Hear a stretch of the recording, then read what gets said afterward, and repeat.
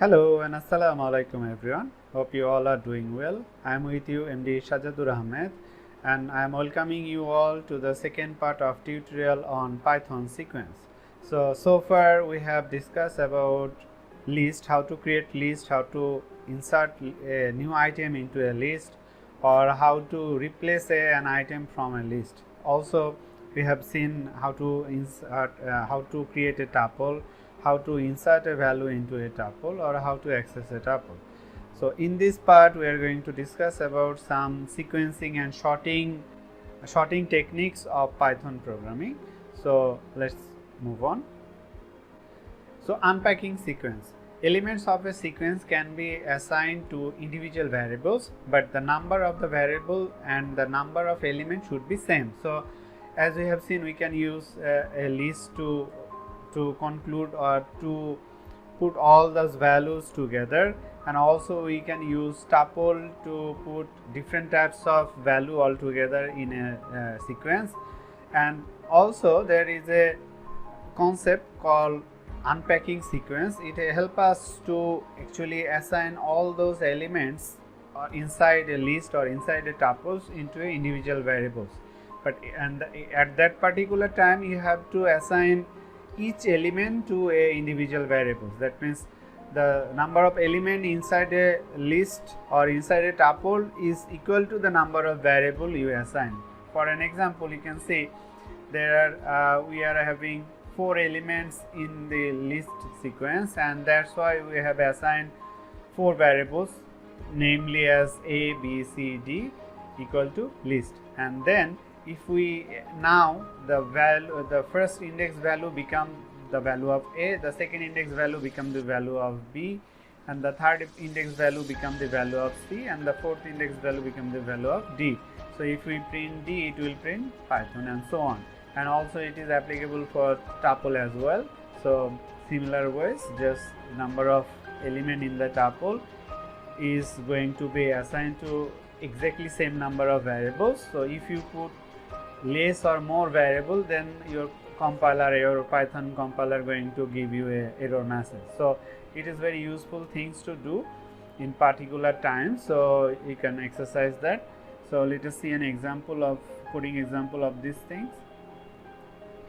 So as you can see in this example, we have actually after inserting a new element, we have 6 elements inside the tuple, and that's why we are actually assigning 6 element into individual 6 variable. You can see there are 6 variable, and now suppose by using variable we are trying to access a particular value. So how to do that?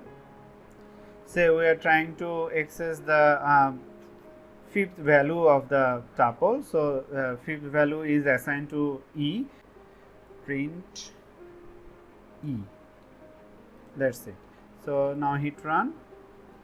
If you hit run, you can see it is printing test, because we have fifth element as test, and test is now become the value of E. So in that particular way we can actually assign a element to an individual variable in tuple and in from the list as well. So let's go back to the slide. Okay, sequence slicing. So this is another interesting concept in Python. So we can actually sequence, or we can actually slice the list of elements inside the list of sequence actually inside a list or inside a tuple. So from the example you can see we can actually slice the sequence, can be sliced passing a range separated by colon inside square brackets. There are multiple sequencing, that means there are multiple ways to do sequencing.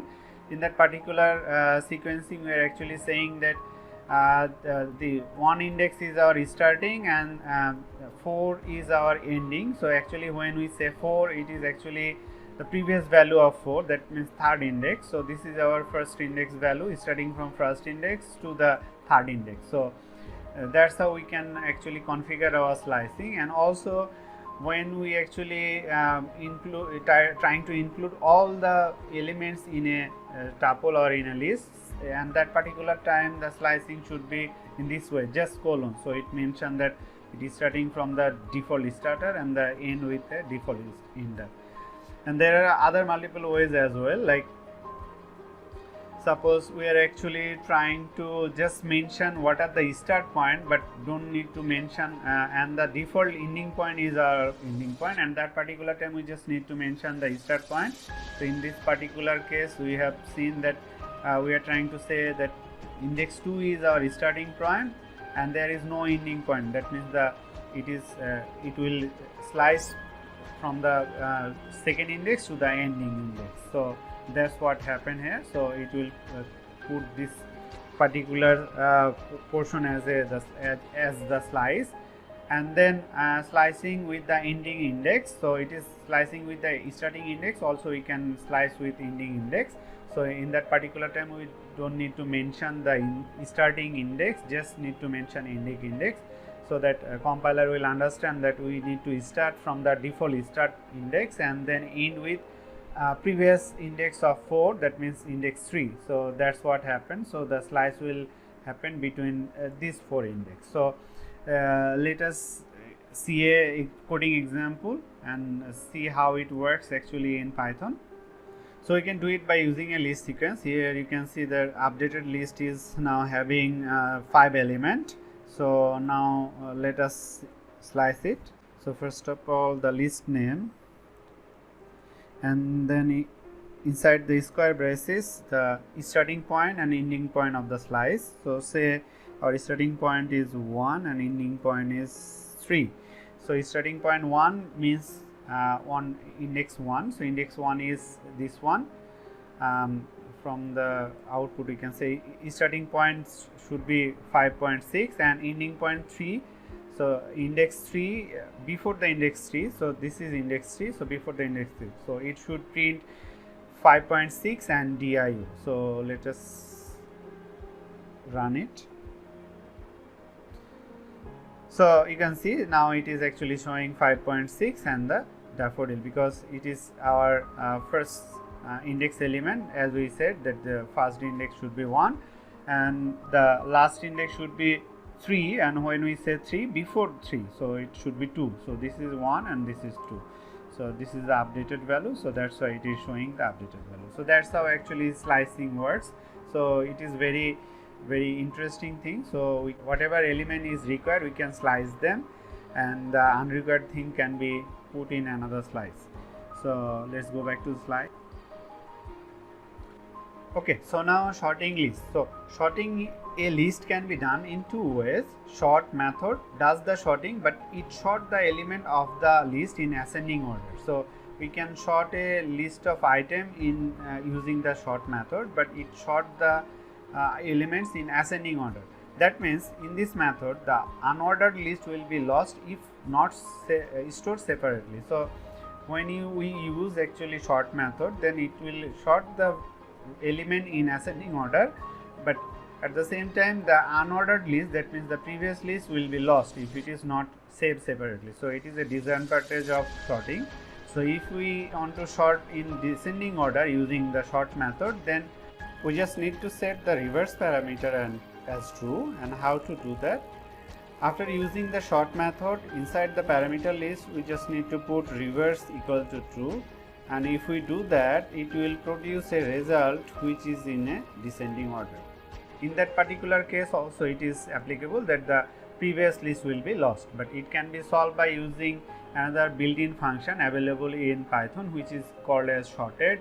So this function create a new sorted list, so we don't need to be stored the unordered list separately. So you can see that list 0 is having a unordered list of elements, and then list 1 equal to sorted list 0. So that's now what happened, that list 1 is now having sorted element of list 0, and also list 0 having the previous elements unordered list of elements as well. So we can access both of them. So let us see an coding example of this. Okay, so let's say we have some elements inside the list sequence, and now we are first of all going to use sort. So first of all the list name and then sort. So now if we print the list, like it will print the sorted list. So lst, you can see if we run it, you can see it will be sorted, but now we cannot access the previous unordered list, so it will be lost forever. Or we can also sort the value in descending order. So as we have seen, for do that we just need to reverse the parameter as true. Now if we print this, you can see it will be printed as descending order, but in that particular case also the previous list will be lost forever. But if we use sorted, so the problem will be solved. So how to do that? So to do that, let us assign another list, like list 1 equal to sorted, then inside the parenthesis the list that we want to sort. And now if we print the new list, which is actually sorted form of the first list 1, so you can see if we run this code, you can see the value is sorted. And also we can find out the unordered list just if we print this one as the previous one, so remove the one, so you can see we can also find out the unordered list as well. So unordered list is also exist there. So that's how actually sorted works. So it is actually more beneficial to use sorted rather than use sort. So let's move on to the slide.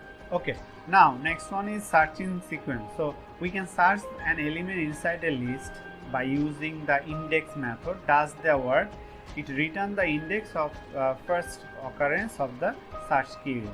So we can also find out that a particular element exists in the sequence list or not. Like in this particular case, you can see that we are actually trying to find out that 4 exists in this list or not, and if exists, then what is the first occurrence of 4. That means it can happen that there are a number of 4, but it will only saw the index of 4 which is occurred in first occurrence. That means you can see there are 2 4, there is another 4, there are 3 4, but it will only saw the index of the first occurrence of 4. That means it will be 0 1 and 2 index, so that's why the output is 2.